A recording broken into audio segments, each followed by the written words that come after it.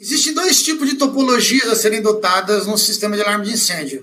O circuito classe B. Classe B basicamente é o seguinte, imagine que você é central. O cabo sai da central e vai para algum lugar e morre em algum lugar, não volta para a central.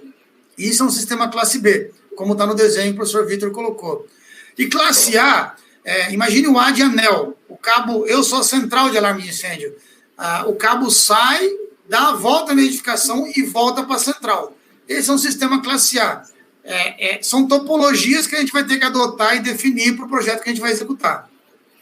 Qual é a vantagem da classe A? Se eu tiver um rompimento do cabo no meio do percurso, eu tenho módulos, que a gente vai falar dele agora, que isolam apenas um pedaço que não vai funcionar, mas eu consigo continuar monitorando pelo lado direito e pelo lado esquerdo do cabo que sai da central. Existem outras classes, né? Não, que é isso? É o contrário. Se você, por exemplo, pegar esse desenho e romper o cabo no primeiro acionador, você vai ficar com todos os dispositivos fora do ar. Perfeito. Diferenciação.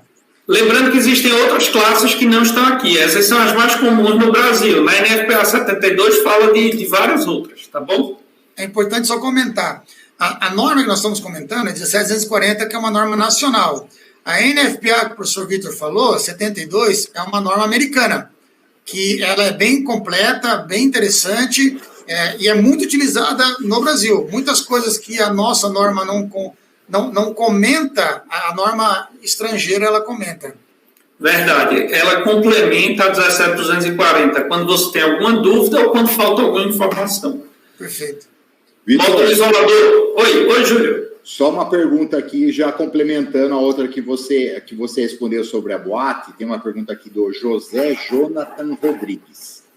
E quanto a detetores em câmara fria, existe um específico? Existem dois, basicamente, tá certo?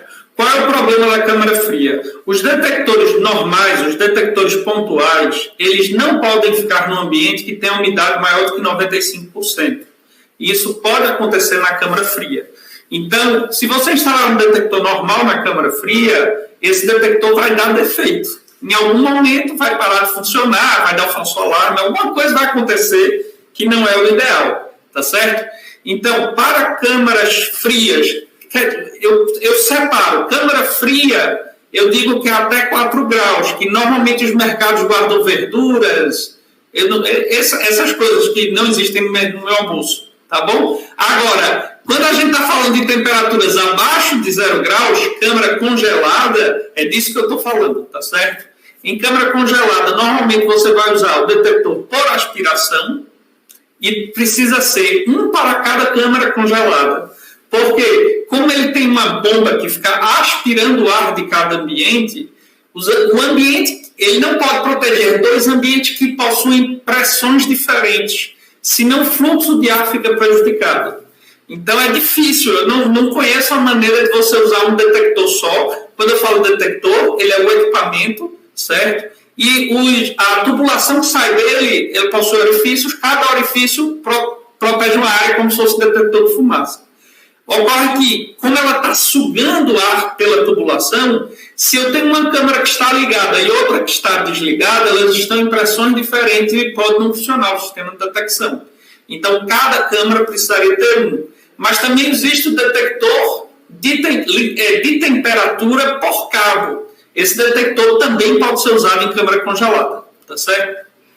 Só complementando, o detector de aspiração que o professor Vitor falou, ele é interessante porque na hora que ele entra no equipamento, ele faz uma volta que aquele ar gelado que é aspirado para aquele detector, ele condensa. E você consegue, através de tem todo um sisteminha para você abrir o líquido gotejar e não entrar no equipamento. Então, ele é muito indicado para esse tipo de situação. Para você comprar um detector por aspiração, ele tem vários acessórios que você precisa especificar. Certo? Por exemplo, se é para uma câmara congelada, ele tem que ter um acessório que faz esse processo de condensação.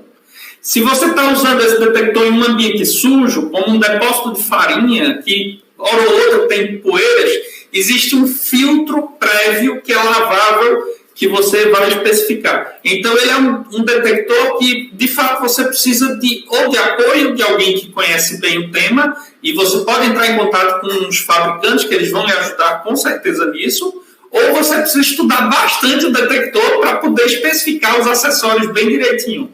Alguns detectores, eles possuem, eles podem ser instalados, o detector por aspiração em câmaras congeladas, com um detector específico para vazamento daquele material inflamável que tem em câmara congelada. Alguém me ajuda? Eu não lembro mais o nome dele aqui agora.